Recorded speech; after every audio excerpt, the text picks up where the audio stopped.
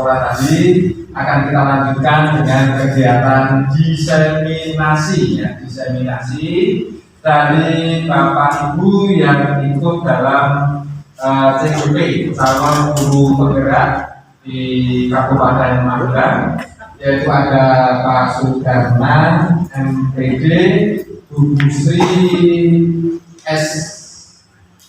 Adi, Bu Fardi, Bapak Sudardi MPD, Pak Taufik MSI, ya, dan Bu Dewi Israwati MSI yang nanti akan memberikan diseminasi tentang filosofi pemikiran Ki Hajar Dewantara. Untuk selanjutnya langsung karena waktunya sudah siang, langsung kita serahkan sebelumnya sampai akhir kegiatan ini kepada beliau berlima. Monggo silakan.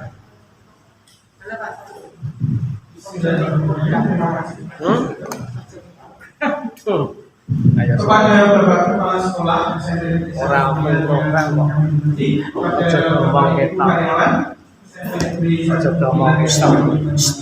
perkenankanlah saya di sini untuk berdiri bersama-sama kita belajar tentang filosofi pemikiran Ki Hajar Dewantara. Next,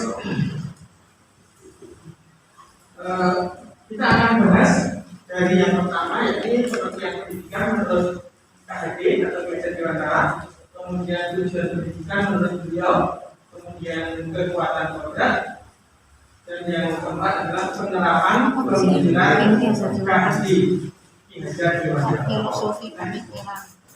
Pengertian pendidikan menurut Bapak Ki Hajar Dewantara, pendidikan itu memberi keuntungan terhadap segala kekuatan produk yang dimiliki anak agar dia mampu mencapai keselamatan dan kebahagiaan yang setinggi-tingginya, baik sebagai manusia maupun sebagai anggota masyarakat.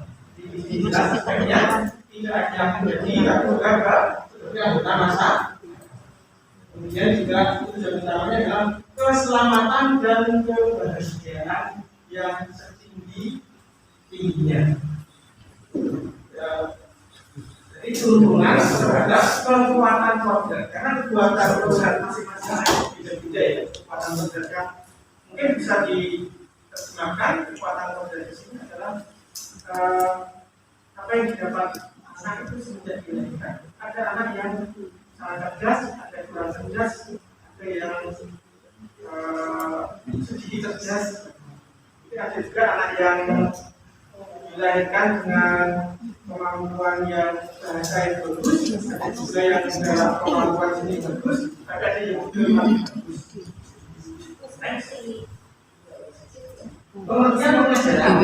Pengajaran merupakan satu proses pendidikan dalam memberi ilmu atau berfaedah untuk percakapan hidup anak secara lahir dan batin.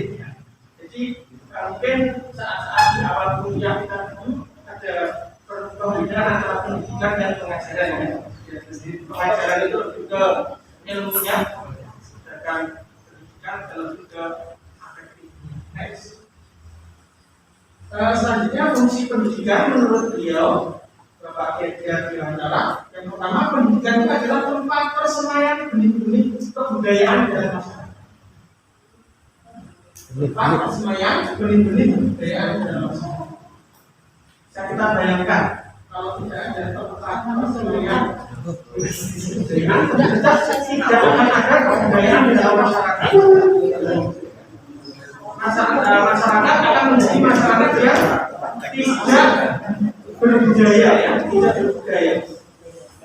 Kemudian fungsi yang kedua, pendidikan dapat menjadi ruang berlatih dan bertumbuhnya nilai-nilai kemanusiaan yang dapat diteruskan atau diwariskan. Jadi ruang berlatih dan bertumbuh. Berlatih perlu waktu, tumbuh perlu waktu. Jadi itu perlu ada proses. Bisa kita bayangkan lagi kalau pendidikan itu tidak ada, akan menjadi seperti apa? masyarakat kita. Jadi terlebih pada era pandemi ini banyak sekali yang menyatakan terjadi learning loss, ya, learning loss. Dan perlu kita pahami bahwasanya nilai-nilai kemanusiaan itu diteruskan dan diwariskan, Artinya apa? Kalau di satu mata rantai itu terputus, nanti mata rantai lainnya akan meneruskan apa? Jika beberapa pentingnya, next. Berikutnya tujuan pendidikan menurut Tahdi. Tahdi itu menjelaskan bahwa tujuan pendidikan yaitu menuntut segala kodrat yang ada pada anak-anak agar mereka ini dapat mencapai keselamatan dan kebahagiaan yang setinggi-tingginya, baik sebagai manusia maupun sebagai anggota masyarakat. Oleh sebab itu, pendidikan hanya dapat menuntut pendidik itu hanya dapat menuntut tumbuh atau hidupnya kekuatan kodrat yang ada pada anak-anak agar dapat memperbaiki lakunya. Bukan dasarnya. Kalau dasarnya kita tidak bisa berbuat apa-apa. Kalau dasarnya tidak bisa, hanya lakunya saja. Dan tumbuhnya kekuatan kodrat anak. Dalam sumber laku dan pertumbuhan kodrat anak, Tahdi mengibaratkan peran pendidik sebagai seorang petani atau tukang kebun. Anak-anak itu seperti biji tumbuhan yang disemai dan ditanam oleh petani atau pak tukang kebun di lahan yang telah disediakan.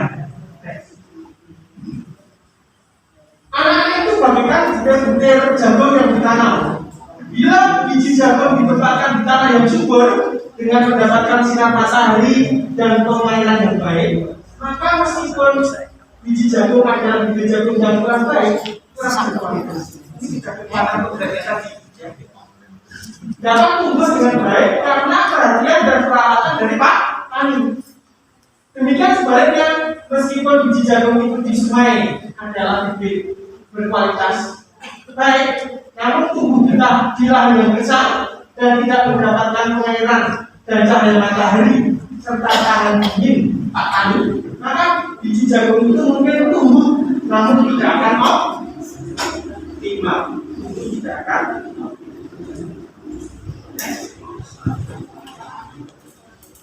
Kekuatan kodrat. Setiap anak itu mempunyai kekuatan kodrat masing-masing. Sebagai guru hanya menuntut kodrat tersebut agar anak tidak tersesat, sehingga siswa dapat mencapai keselamatan dan kebahagiaan. Menuntut pendidik itu hanya dapat menuntut tubuh dan hidupnya kekuatan kodrat yang ada pada anak-anak agar dapat memperbaiki lakunya, bukan dasarnya, bukan kodratnya, dan tumbuhnya kekuatan kodrat anak. Dalam menuntut siswa, guru harus memperhatikan kodrat alam dan kodrat zaman.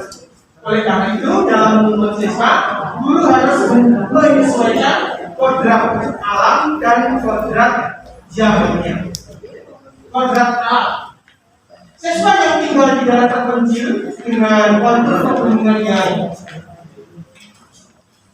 minim fasilitas, konturnya pegunungan, fasilitas yang minim, sudah seharusnya mendapat perlakuan yang berbeda dibanding siswa yang tinggal di daerah perkotaan yang bukan kasih. Ini masuk kodrat alam. Kodrat zaman. Guru juga harus menyesuaikan kodrat zaman siswa. Siswa yang hidup di zaman globalisasi dengan arus informasi yang deras sudah seharusnya mendapat perlakuan yang berbeda dibanding siswa yang hidup di zaman yang perkembangan teknologi informasi belum maju. Seperti yang kita hadapi sekarang ini, ya, anak-anak kita sudah mahir IT, sudah sangat familiar dengan IT. Tentu saja harus kita layani sesuai dengan next. Saya kebun. Penerapan pemikiran tadi, merdeka belajar. Karena merdeka belajar itu istilahnya sudah dipatenkan ya. Kalau tidak salah sebenarnya maksudnya itu adalah belajar berpikiran, tapi karena sudah dipatenkan maka kita menggunakan istilah merdeka belajar. Dalam proses menuntut anak itu diberi kebebasan. Namun pendidik sebagai pamong dalam memberi tuntunan dan arahan agar anak tidak kehilangan arah dan membahayakan dirinya. Seorang pamong dapat memberikan tuntunan agar anak dapat menemukan kemerdekaannya dalam belajar. Tapi dalam merdeka di sini harus merdeka kan artinya kita tidak disuruh-suruh ya ya. Tapi di situ mengandung pengertian disiplin itu. Disiplin di dalamnya ada disiplin. Terus tidak saya itu tidak, tapi justru dalam kemerdekaan itu terkandung di situ adalah next. Dan maksud tidak. Guru menghambat siswa. Ini sudah saya sampaikan kemarin ya. Kenapa ada istilah seperti itu? Mungkin Bapak Ibu juga pernah merasakan kalau nyaris kehilangan orang yang tercinta, bagaimana rasanya? Seperti yang dirasakan oleh Bapak Ki Hajar Dewantara ya, yang beliau tercinta loh Bu Anissa, yang tercinta. Beliau asik bekerja, putranya hampir meninggal gara-gara dia sih. Dari sana beliau bertekad untuk istilahnya apa ya, memperlakukan siswanya sebaik-baiknya. Sebenarnya menghamba pada mungkin itu pengalaman pribadi ya, mungkin Bapak Ibu punya sendiri. Saya juga punya sendiri pengalaman. Betapa sakitnya kehilangan orang yang sangat izin, nyaris kehilangan ya, belum berpesan pada siswa. Berikutnya, dalam pembelajaran siswa yang berarti guru hanya berperan sebagai pamong. Guru menuntun dan mengarahkan siswa agar tidak tersesat. Next. Ini mungkin pengertian yang sudah familiar dengan kita ya. Dari pemikiran Bapak Ki Hajar Dewantara yang sudah atau sering kita dengar ya. Mungkin kita refresh kembali. Rasa sungguh sebagai pamong, guru pada awalnya itu harus bisa memberi contoh bagi siswa, baik cara berpakaian, berperilaku, kompetensi pengetahuan maupun kompetensi keterampilan. Kemudian Imam Dewa Karso, seorang guru dalam proses pembelajaran harus bisa membangun kehendak atau bisa membangun motivasi siswa. Kemudian Tutku Handayani sebagai pamong, guru senantiasa mengawal mendukung siswa dalam mencapai kehendaknya atau mencapai. Next. Belajar menyenangkan. Dalam kegiatan belajar itu harus menyenangkan. Siswa belajar dalam keadaan tanpa beban. Belajar sambil bermain. Pada dasarnya anak dalam fase bermain. Oleh karena itu, kegiatan dalam belajar apabila dilaksanakan sambil bermain atau kegiatan permainan sebagai sarana untuk mencapai suatu tujuan pembelajaran. Kalau ini intinya gradasi dari TK, SD, SMP mungkin semakin ke atas, semakin populer. Next. Pamong siswa dalam pembelajaran. Kompetensi pengetahuan maupun kompetensi afektif dan juga kompetensi keterampilan itu akan menjadi lebih bermakna apabila dilaksanakan dengan dilakukan learning by doing. Jadi biar kita memahami tidak hanya pengetahuan bahkan afektif pun itu akan lebih bermakna kalau dilakukan dengan tidak hanya dipikirkan tapi juga dilakukan ya. Kalau tidak salah kalau mungkin Bapak Ibu juga pernah mempelajari tentang Montessori ya, tapi tidak salah ya. Jadi kalau di Jogja itu ada SD sekolah Montessori ya, jadi mirip-mirip dengan ini. Jadi untuk menanamkan pengetahuan, keterampilan dan juga afektif itu harus benar dilakukan. Tidak hanya dipelajari, tidak hanya lewat gitu. Kemudian budi pekerti. Menurut KD, budi pekerti atau watak atau karakter merupakan perpaduan antara gerak pikiran, perasaan, dan kehendak atau kemauan sehingga menimbulkan tenaga. Mungkin ini sebagai pelajaran kita yang baru istilahnya mau mengembangkan karakter ya,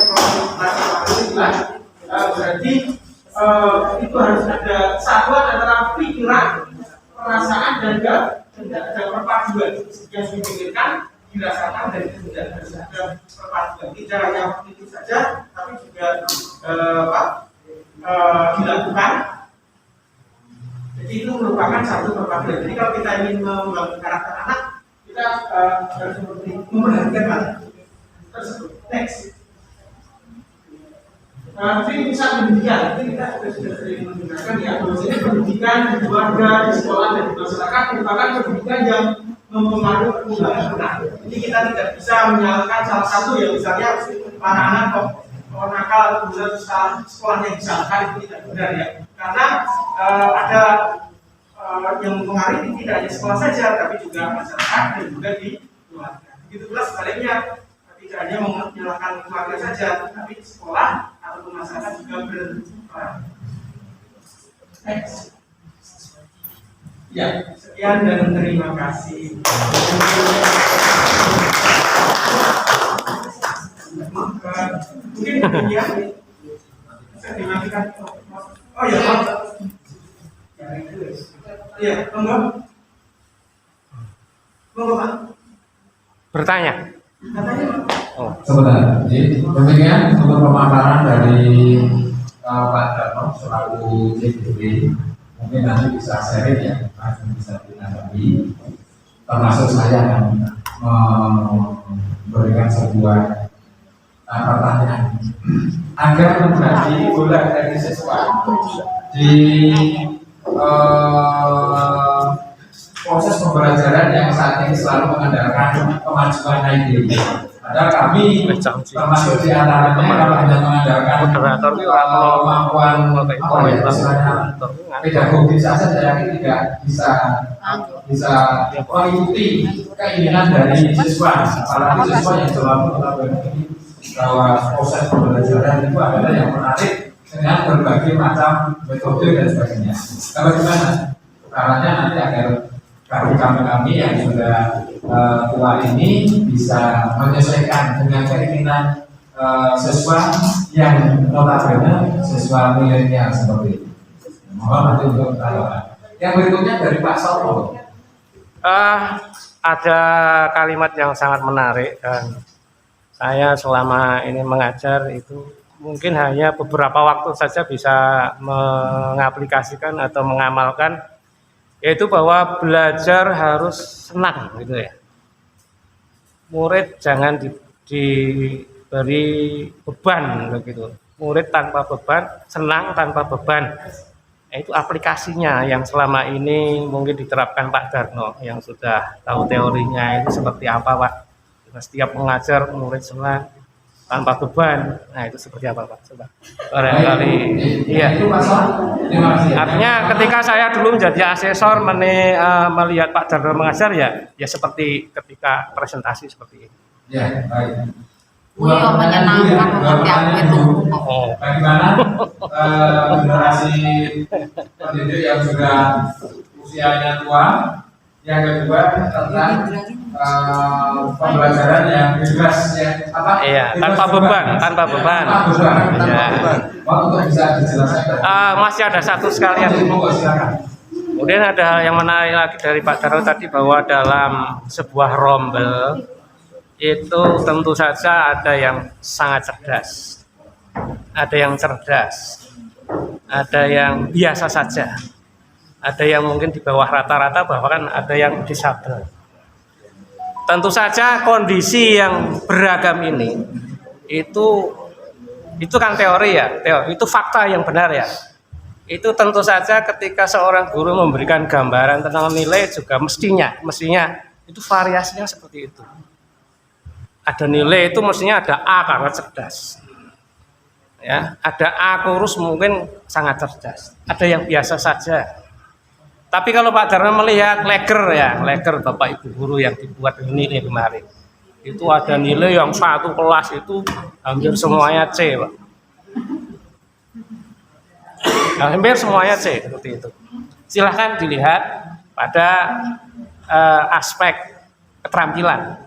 Meskipun saya tahu Pak Babang pasti menentang apa yang saya sampaikan ya. Karena keterampilan Fakta ya, Pak. itu fakta, ini fakta. yang disampaikan Pak Darno tadi juga fakta. Mestinya kan sesuai dengan fakta ya. Nah, nanti bagaimana nanti aplikasinya, teori itu harus diaplikasikan, harus diterapkan begitu. Jangan sekedar teori saja. Itu saja dari saya. Baik, 3 ini, monggo. Nanti mungkin yang lain bisa. Terima kasih atas jawabannya. Jadi mungkin secara umum itu kita itu sedang belajar pemikiran biasa di negara. Jadi apa yang dari hal baru yang kita belum tahu.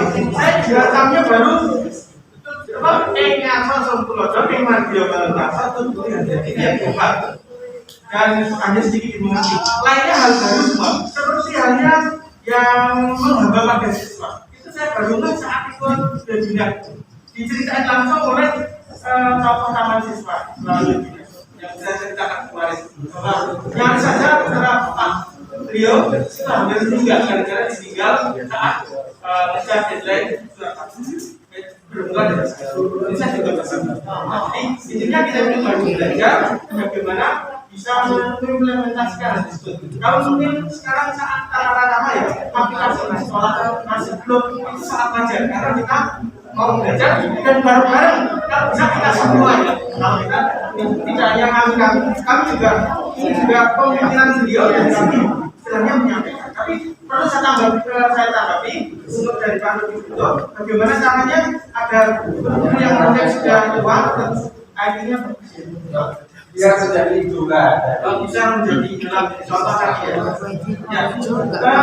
Kalau misalkan dari sisi pengalaman saya kira yang senior itu sangat banyak ya pengalamannya. Hanya saja tadi mungkin dari sisi IT itu mungkin perlu ditingkatkan lagi. Itu kalau dari sisi IT mungkin setahu saya ya, kalau kita belajar dari orang yang sudah tahu. Jadi kalau kita baca buku tiru-tiru kelamaan kalau dibaca.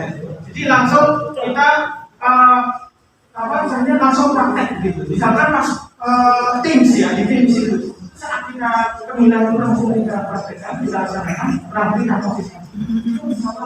Akan sangat cepat sekali. Berbeda kalau kita harus baca itu mungkin butuh beberapa jam. Tanya kan sekali-kali sudah bisa. Mungkin itu baru yang bisa saya sampaikan terkait dengan itu tadi ya. Kalau untuk menjadi idola anak-anak sekarang ya, tentu saja kita juga harus memahami apa yang mereka pikirkan, apa yang kita tidak bisa hidup di zaman kita sendiri. Kita coba untuk bisa. Nah, tulis itu jadi konsentrasi. Hanya misalnya kalau anak-anak sekarang ini terkait dengan apa? Idola sekarang misalnya tentang apa? Yang kemudian mungkin tapi aku kurang ya begitu kalau saya saya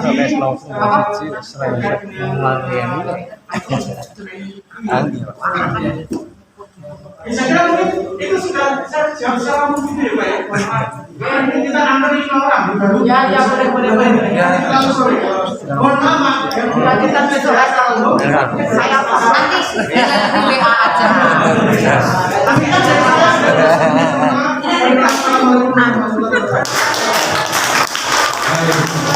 Pemakanan dari Sudah jam 1. Sore Rabu pertimbangan. filosofi anak kita besok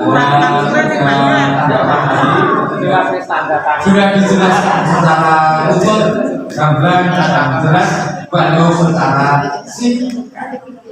Baik, selanjutnya pemaparan dari Bapak Suhardi MMPD. Silakan. Ya? Kamu bawa enggak? Bawa kamera enggak? Kamera. Bawa boleh difoto, ya. Untuk melengkapi laporan boleh difoto ya. HP-nya sama, Pak. Oh, iya. Itu kalau bawa kamera boleh difoto ya. Nanti untuk melengkapi kamera. Pinjem teman enggak apa-apa, pinjem dulu, dititipin dulu, ya. Ya. Oh iya, silakan. Gimana, Mas? Gimana? Ada masalah apa? Tadi ketentuannya sudah tahu toh? Ya udah. Naik sampai lebih dari 5 cm berarti apa itu? Lihat. Nek lebih dari 5 cm adalah tanah liat. Nek antara 2,5 sampai 5 berarti lempung liat. Kalau 0 sampai 2,5 lempung saja kan. Kalau 0 berarti pasir. Silakan kamu, ini masuk apa ini? Berapa senti? Mana sudah diukur belum? Itu pitanya kegedean ya sebenarnya ya. Kan bisa dipanjang. Terus setelah kamu perhatikan teksturnya ya. Kalau agak banyak pasirnya berarti, kalau lempung berarti lempung berpasir ya. Kalau sedang-sedang saja berarti lempung. Tapi kalau lembut berarti apa? Maaf, berarti pasir berarti liat berdebu ya. Gitu? Jadi kalau ada pasirnya agak banyak berarti itu liat berpasir. Tapi kalau sedikit berarti liat saja. Kalau lembut berarti liat berdebu. Masuk yang mana sih? Itu berarti kamu teksturnya dengan tingkat kehalusannya itu ya, untuk tahu teksturnya apa ya. Betul. Ya.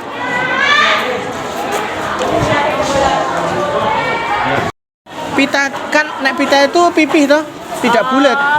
Dibuat pipih, ditekan-tekan aja pakai N, kan dari pipih. Iya.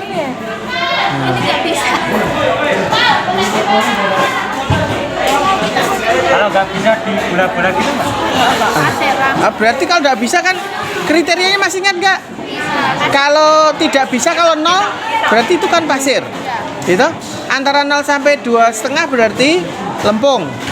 2,5 sampai 5 berarti lempung liat. Kalau 5 berarti 5 lebih berarti liat.